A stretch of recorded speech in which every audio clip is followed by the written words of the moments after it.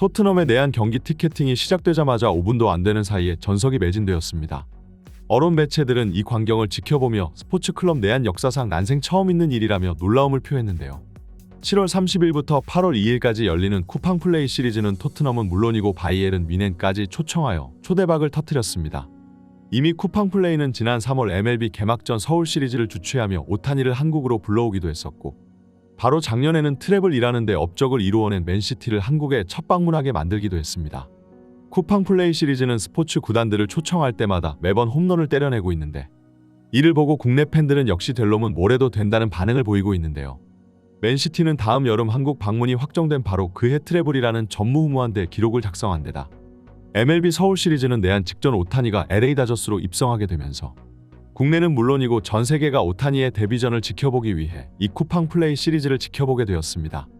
이렇게 매번 대박을 터뜨리고 있는 쿠팡 시리즈가 이번 여름 야심차게 준비한 것이 바로 뮌헨과 토트넘의 내한인데요.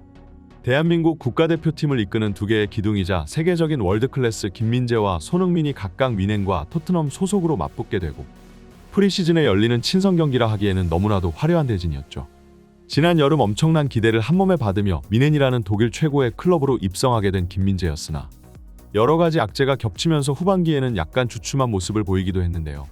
결정적으로 투엘의 수비 전술이 너무 수동적이라 김민재와 같이 적극적인 경합을 시도하는 타입의 수비수와는 상극이기도 하였고, 전체적인 스쿼드 퀄리티 부족의 경기력 부진, 성적 하락으로 이어져 김민재 선수는 물론이고 뮌헨조차 단 한 개의 트로피도 들지 못한 최악의 시즌을 보내야만 했습니다.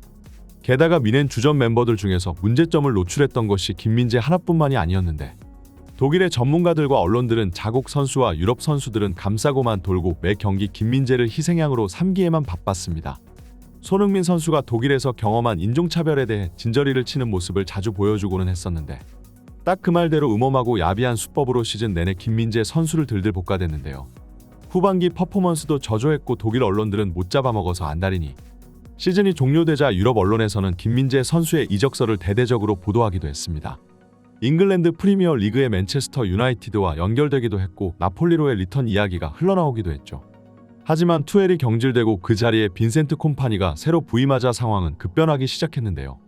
콤파니는 라인을 굉장히 높게 끌어올리는 공격적인 전술을 추구하는 감독이고, 넓은 뒷공간을 커버하기 위해 김민재 같이 괴물 같은 신체 능력을 지닌 수비수는 필수 조건이라 할 수 있죠. 결국 김민재 선수의 팀 내 입지는 한 달 사이에 완전히 뒤바뀌어 이제 콤파니의 뮌헨은 김민재를 중심으로 수비 라인을 새로 구축하기 시작했는데요. 특히나 다이어 같이 느리고 둔한데다 소극적인 수비를 펼치는 타입의 유형은 절대 살아남을 수 없고, 투엘 체제하에서 운 좋게 주전 자리를 꿰차 어깨가 잔뜩 올라가 있었지만 이제 반시즌 만에 팀에서 방출당하게 생겼습니다. 이처럼 이제 뮌헨에서 중요한 위치로 올라선 김민재 선수의 방문은 국내 팬들에게 있어 큰 관심사일 수밖에 없는데요. 하지만 역시나 이내한 경기의 흥행을 결정지은 것은 바로 손흥민 선수의 존재 덕이라고 할 수 있습니다. 이번 쿠팡 시리즈의 티켓 예매는 역대 그 어떤 경기보다 가장 빠르게 전좌석이 매진되었습니다. 과거 맨시티의 내한 당일에도 순식간에 모든 티켓이 동나기는 했었으나 이 정도로 예매 사이트가 마비된 것은 본 적이 없을 정도였는데요.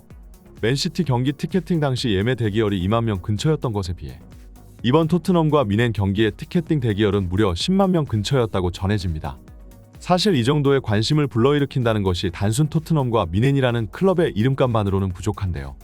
기본적으로 토트넘은 프리미어 리그의 빅6 클럽에서 인지도도 세계적인 해외 팬층도 가장 부족한 클럽이고, 바이에른 뮌헨은 토트넘보다 훨씬 명문이고 빅클럽이기는 하나 애초에 분데스리가 팀이 프리미어 리그에 비해 인기가 현저히 떨어지는 편이고, 작년 뮌헨이 맨시티와 함께 일본에서 프리시즌을 진행했을 때 관중석의 대부분이 맨시티 유니폼이었고 뮌헨을 응원하러 온 현지 일본 팬들의 숫자는 확연히 적었습니다. 하지만 이 경기가 맨시티의 내한 경기보다 더 많은 주목을 받고 있다는 것은 그만큼 손흥민 효과가 엄청나다 볼 수 있는데요. 물론 사람들은 한국에서 열리는 경기에 한국 선수가 찾아오는데 경기가 잘 팔리느냐고 말할 수 있을 겁니다. 하지만 바로 이 손흥민 효과는 이미 다른 나라에서도 여러 차례 검증된 바가 있었죠. 대략 한 달 전 호주에서 열린 토트넘의 친선전에서도 손흥민의 인기는 대단했는데요. 호주에서 축구는 크리켓과 럭비에 밀리는 2등 스포츠 취급을 받고 있었지만 이날 대략 6만 명을 넘게 수용할 수 있는 스타디움이 전부 매진되었고, 이는 호주 스포츠 역사상 가장 많은 관중을 동원한 경기로 기록되었습니다. 월드컵 경기도 아닌 고작해야 친선전에서 이 정도 규모의 관중들을 끌어모았을 정도이니 그동안 럭비에게 밀리던 호주 축구계는 마치 그동안의 서름을 벗어버린 것처럼 보일 정도였죠. 그렇기에 호주 주최 측이 내년에도 또 다시 토트넘의 호주 방문을 계획하고 있는 것은 당연한데요. 또한 월드컵 예선전에서 한국이 싱가포르를 상대로 무려 7골을 때려 넣었음에도 싱가포르 관중들은 끝까지 경기장에 남아 손흥민 선수의 팬서비스를 기다리기도 했습니다.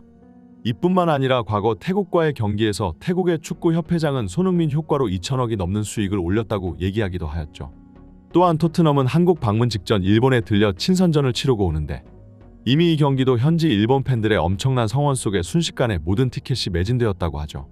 최근 한국이 여러모로 외국 클럽 초청에 힘쓰며 성공적인 흥행을 이끌어내고 있지만 사실 일본은 이미 예전부터 이런 이벤트 경기를 매년마다 주최하며 해외 스포츠 클럽들이 매년 여름 꼭 한 번씩 방문하고 가는 곳이기도 했습니다.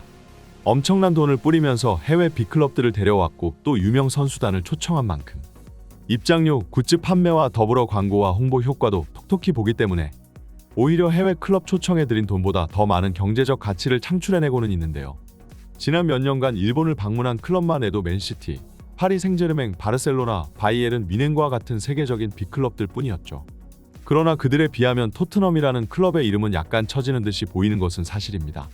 이 이벤트 경기를 주최하는 일본 측에서도 단순히 팬들에게 서비스하기 위한 것만이 아니라 어디까지나 부가적인 상업 효과로 수익을 창출해내는 것이 목적일 텐데 왜 그들이 다른 빅클럽들을 포기하면서까지 토트넘을 이번 여름에 초청하려던 것일까요? 그리고 결국 그것은 토트넘이라는 클럽의 손흥민이라는 선수의 가치가 더해졌기 때문이라고 볼 수 있습니다. 사실 해리 케인도 떠난 마당에 현재 토트넘에서 세계적으로 이름을 날리고 있는 선수는 별로 찾아볼 수가 없죠. 메디슨도 반더벤도 로메로도 영국 현지에서는 좀 유명할 수 있겠지만 그들에 비해 라이트하게 축구를 즐기는 아시아 팬들 입장에서는 듣도 보도 못한 선수 취급당한다 해도 과언이 아닐 겁니다. 하지만 손흥민이라는 이름 석자만큼 세계 그 어디를 가든 통한다 볼 수 있는데요. 결국 일본 주최 측은 아시아에서 엄청난 파급력을 자랑하는 손흥민 효과를 기대하고 이번 이벤트 경기를 기획한 것이라 볼 수 있죠. 토트넘 전담 기자에 따르면 토트넘은 이번 일본 방문으로만 약 1,000만 파운드, 한국 돈으로 170억이 넘는 돈을 수령하게 되는데 이는 일본 입장에서도 상당한 지출임에도 불구하고 그 지출을 충분히 메꿀 수 있다고 여기는 것이죠. 최근 토트넘이 프리시즌 투어를 다니면서 상당히 쏠쏠한 이익을 올리고 있는데 불과 10년 전만 해도 해외 초청 한번 받지 못하고 국내 하부리그 팀들이랑만 친선전을 가지던 팀이라는 것을 생각해보면 지난 몇 년간 토트넘이 브랜드 가치에 있어 꽤나 비약적인 성장을 이루어냈다는 것을 알 수 있는 부분인데요. 그리고 이처럼 토트넘이 세계적인 클럽으로 자리 잡는 데는 손흥민이라는 존재가 없었다면 불가능했을 겁니다. 결국 토트넘은 성적은 물론이고 상업적 이익까지 전부 손흥민에게 의지하고 있다는 건데요. 이번 프리시즌은 손흥민이 가지는 세계적인 위상을 다시 한번 느낄 수 있는 순간일 겁니다. 하지만 이를 보며 한편으로는 여전히 손흥민 같은 선수가 토트넘이라는 클럽에 받는 것도 없이 쥐어짜이고만 있다는 것을 알 수도 있는데요. 손흥민은 아직도 토트넘에서 고작 19만 파운드의 주급만 수령하고 있고 다른 빅클럽의 주전 선수들이 최소 25만에서 30만 파운드 이상을 받는다는 것을 생각해봤을 때 이는 엄청난 박봉이라 할 수 있죠.